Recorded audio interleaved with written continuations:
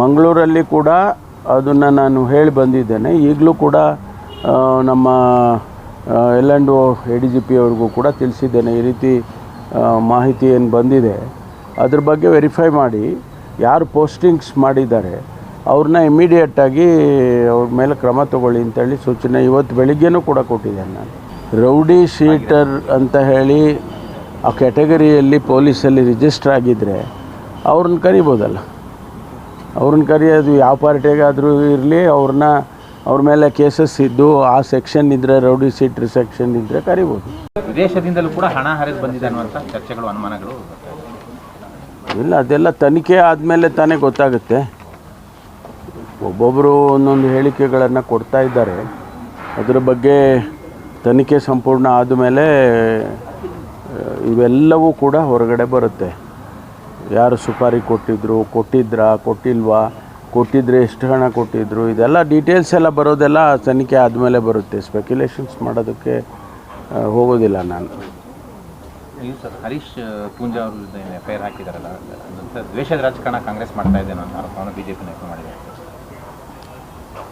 ನನಗೆ ಅದ್ರ ಬಗ್ಗೆ, ಈ ದ್ವೇಷದ ರಾಜಕಾರಣದ ಬಗ್ಗೆ ಹೆಚ್ಚು ಮಾಹಿತಿ ಇಲ್ಲ ನನಗೆ. ಅವರು ಹೇಳಿಕೆ ಏನಾದರೂ ಅವರು ಕೊಟ್ಟಿದ್ದರೆ ಆ ಹೇಳಿಕೆ ಈ ಅವ್ರೇನು ಸೆಕ್ಷನ್ಸ್ ಹಾಕಿದ್ದಾರಲ್ಲ ಅದು ಅಟ್ರ್ಯಾಕ್ಟ್ ಆಗುತ್ತೆ ಇಲ್ವೋ ಅಂತ ಲೀಗಲಾಗಿ ಅವರು ಎಕ್ಸಾಮಿನ್ ಮಾಡಿರ್ತಾರೆ. ಇಲ್ಲದೇ ಇದ್ರೆ ಯಾಕೆ ಮಾಡ್ತಾರೆ? ಸುಮ್ಮನೆ ಒಬ್ಬರು ಶಾಸಕರ ಮೇಲೆ ಹಾಕೋದಕ್ಕೆ ಬರೋದಿಲ್ಲ. ಅವರೇನಾದರೂ ಅವರ ಹೇಳಿಕೆಯಲ್ಲಿ ಅಥವಾ ಅವರ ಸ್ಟೇಟ್ಮೆಂಟ್ಗಳಲ್ಲಿ ಕಾನೂನು ವಿರುದ್ಧವಾಗಿ ಬಂದಿದೆ ಅಂತ ಹೇಳಿದರೆ ಅದು ವೆರಿಫೈ ಮಾಡ್ಕೊಳ್ತಾರೆ ಬಿಫೋರ್ FIR. ಅದನ್ನು ಮಾಡಿರ್ಬೋದು. ಸರ್, ಕರ್ನಾಟಕದಲ್ಲೂ ಕೂಡ UP ಮಾದರಿಯ ಬುಲ್ಡೋಸರ್ ಪದ್ಧತಿನ ತರಬೇಕು ಅಂತ ಸದಾನಂದ ಗೌಡರು ಆಗ್ರಹ ಮಾಡ್ತಾ ಇದ್ದಾರೆ. ಅಂದರೆ ಸುಹಾಸ್ ಶೆಟ್ಟಿ ಹತ್ಯೆಗಳು ನಿಂತೋಗುತ್ತೆ ಅಂತ. ಗೊತ್ತಿಲ್ಲ ನನಗೆ. ಬೇಕಾ ಸರ್, ತರಬೇಕಾ ಅಂತ? ನನಗೆ ಗೊತ್ತಿಲ್ಲಮ್ಮ.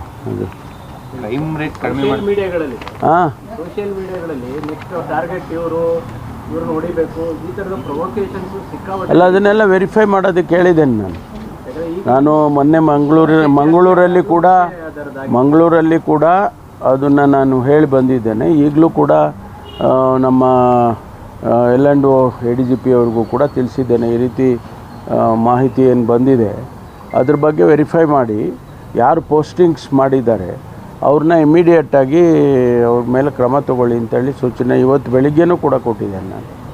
ಈಗ ಅವ್ರನ್ನ ರೌಡಿ ಶೀಟರ್ ಅಂತ ಕರೆದಿದ್ದಕ್ಕೆ ಕೆಲವರು ಸೋಷಿಯಲ್ ಮೀಡಿಯಾಗಳಲ್ಲಿ ಬ್ಯಾಂಕರ್ಸ್ಗಳನ್ನೆಲ್ಲ ಕೆಟ್ಟಿಡ್ದಾಗ ಬೈದು ಪೋಸ್ಟ್ ಮಾಡೋದು ಈ ಥರ ತುಂಬ ನಡೀತಾ ಇದೆ.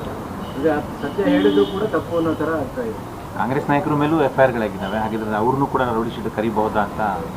ಯಾರು ಈಗ ರೌಡಿ ಶೀಟರ್ ಅಂತ ಹೇಳಿ ಆ ಕ್ಯಾಟಗರಿಯಲ್ಲಿ ಪೊಲೀಸಲ್ಲಿ ರಿಜಿಸ್ಟರ್ ಆಗಿದ್ದರೆ ಅವ್ರನ್ನ ಕರಿಬೋದಲ್ಲ. ಅವ್ರನ್ನ ಕರೆಯೋದು ಯಾವ ಪಾರ್ಟಿಗಾದರೂ ಇರಲಿ, ಅವ್ರ ಮೇಲೆ ಕೇಸಸ್ ಇದ್ದು ಆ ಸೆಕ್ಷನ್ ಇದ್ದರೆ, ರೌಡಿ ಶೀಟರ್ ಸೆಕ್ಷನ್ ಇದ್ದರೆ ಕರಿಬೋದು. ಯಾರನ್ನ ಬೇಕಾದ್ರೂ ಕರಿಬೋದು.